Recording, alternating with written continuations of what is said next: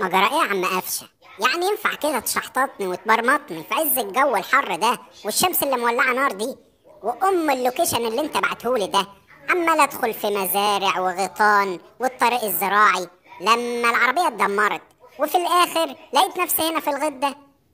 ألف حمد لله على السلامة يا وسو يا فدائي. نورت يا عم الغيط بتاعنا المتواضع ده.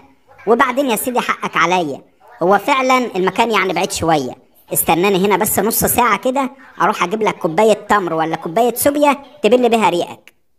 يا عم ولا عايز تمر ولا عايز سوبيا، انت اساسا علشان تلاقي محل عصير قصب قريب من هنا معاك لبكره الصبح. المهم خلصني، عاوز مني ايه؟ عارف يا وسو يا أخويا، أنا لولا بعزك ما كنتش جبتك على ملا وشك وبهدلتك معايا. بص يا صاحبي، شايف شوية التبن اللي جنبك دول؟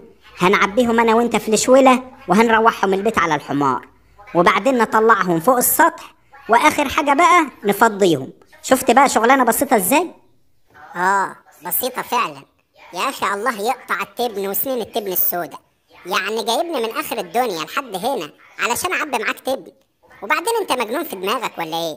يا ابني عندنا ماتش مهم بكره مع فاركو، ولو فزنا هناخد الدوري.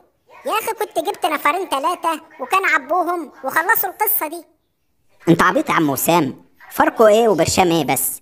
إحنا كده كده هنفوز عليهم وهناخد الدوري بكرة إن شاء الله. وبعدين الرجالة هناك سدادة بدل اللعيب 10. ودلوقتي أنا لو جبت مفار زي ما حضرتك بتقول هيبهدلوا الدنيا وهيسيبوا نص التبن في الغيط. يا عم انا مال اللي خلفوني بالحوار ده كله؟ انت عارف يا قفشه، لو الكابتن عماد النحاس دور علينا وعرف ان احنا هنا، ده ممكن يخلينا نعمل 6 استعد في التتش لمدة يومين 3. بقول لك ايه، كلم اي 2 لعيبه من الزمالك يجوا يخلصوا لك الشغلانه دي، اهو لا عندهم بطولات ولا نيله. وتعالى انا وانت يا صاحبي نرجع القاهره قبل ما حد يقفشنا. يا عم انت عايز تخرب بيتي؟ انا ما امنش خالص لبتوع الزمالك دول. وبعدين انت عارف شوال التبن عامل كام دلوقتي؟ ده ب1250 جنيه. يعني شوية التبن اللي قدامك دول ثروة قومية. وبعدين ما تخافش، ده انا قفشة بتاع القضية ممكن، ومفيش حد يقدر يتكلم معاك طول ما انت معايا. ليه يا اخويا؟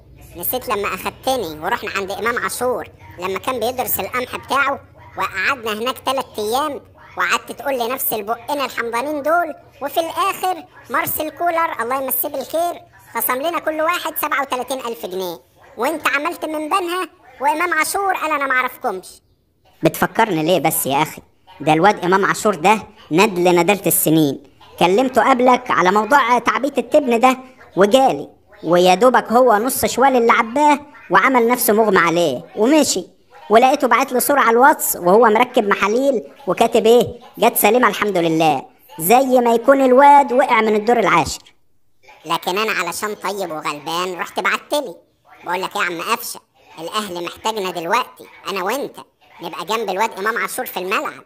الواد جردشار ده منيل بنيله، ولا بيعرف يجيب اجوان ولا زفت، فانا هسد مكانه، وانت كده بتنزل الشوط التاني بتحرك الدنيا شويه، وحياة اغلى حاجه عندك سيبنا امشي.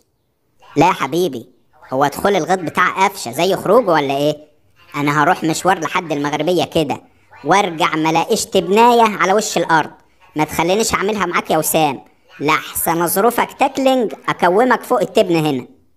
حسبي الله ونعم الوكيل فيك يا قفشه. طب بقول لك ايه، قول للحاج عندك في البيت تجهز لي لقمه كده عبالة معبلي شوالين 3، بالله عليك ما تنسى.